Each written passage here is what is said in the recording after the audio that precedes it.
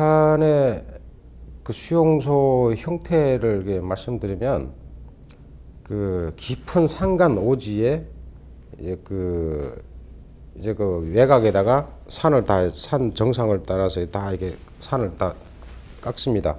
깎아갖고 전기철조액을 이제 만들어갖고 거기다 함정 파고 뭐 그 철조망을 다 이렇게 쳐놓고 그리고 이제 완전히 이제 막아버린 다음에 그 안에 하고 그리고 그 주변에 다 이제 경비대가 지키고 그리고 그 안에는 이제 그 농사를 짓는 사람들도 있고 석탄을 캐는 사람도 있고 공장에서 일하는 사람도 있고 다양합니다. 그러니까 농장 지역에서 있는 정치범들의 그 주거 형태는 한 동에 5세대라고 해서 이제 그 집을 지어주고 그리고 공장이라든지 탄광 이런 곳에서 일하는 사람들은 합숙소 형태입니다.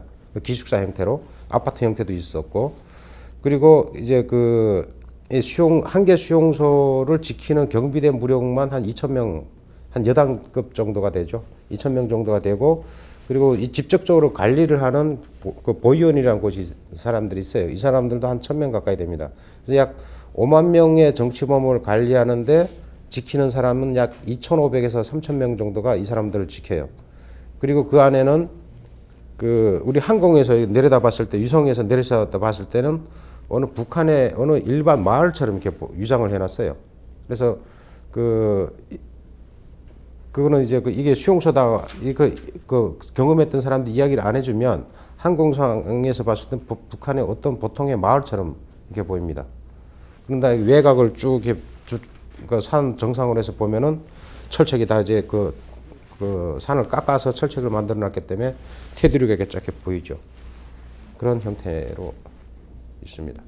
보위원들하고 경비대 가족이 사는 가족 마을이 따로 있고 정치범 마을이 따로 있고 그리고 그 보위원들이 가족의 그 자녀들이 애들이 다니는 학교가 따로 있고 병원이 따로 있고 또 정치범 애들이 다니는 학교가 또 한 10개 정도가 또 있고 병원도 따로 있고 그러니까 이제 그 굉장히 우리 이렇게 작은 범위가 아닌 굉장히 넓은 그 형태입니다. 그래서 거기 기차역도 있고 뭐 탄광도 있고 뭐 광산도 있고 여러 가지 그러니까 이제 굉장히 범위가 크죠. 수용소 안에 사람들이 사는 방법은 그것도 이제 그 의식주 같은 경우죠. 이게 먹는 것을 먼저 말씀을 드리면 탄광이나 공장에서 일하는 쪽 합숙 생활하는 사람들은 집단 급식이에요. 집단 급식이고 농장에서 일하는 가족 단위로 살거나 뭐 여자들 주로 좀 많이 사는데 그쪽에서 사는 사람들은 한 달 정도 배급 형태로 줘갖고 집에서 밥을 해먹는 형태예요.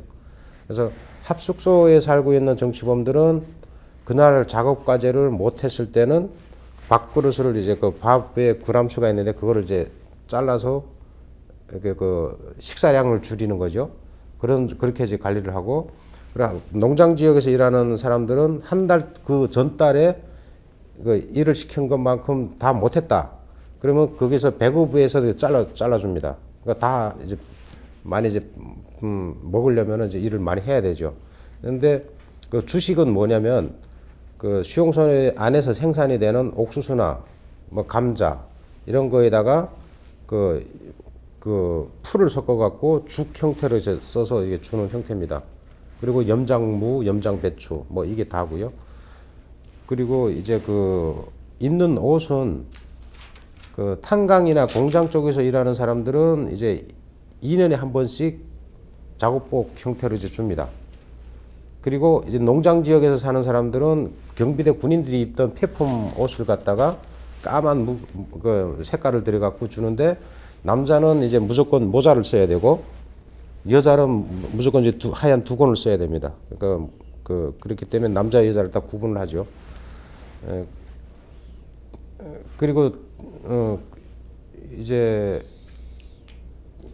남방은 이제 그 합숙 형태로 살고 있는 사람들은 석탄을 주로 이제 많이 석탄을 광산이 있다 보니까 석탄 그 탄광이 있다 보니까 석탄을 주 원료로 떼고 있고 농장 지역에 사는 사람들은 이제 가을에 옥수수를 하다 보면 그 옥수수 구루터기가 있어요. 뿌리를 그거를 이제 가을에 막 털어서 말렸다가 그걸 이제 씁니다. 그 주변에 있는 풀이라든지 이런 걸 갖다가 모아다가 난방을 하죠. 그런 형태입니다.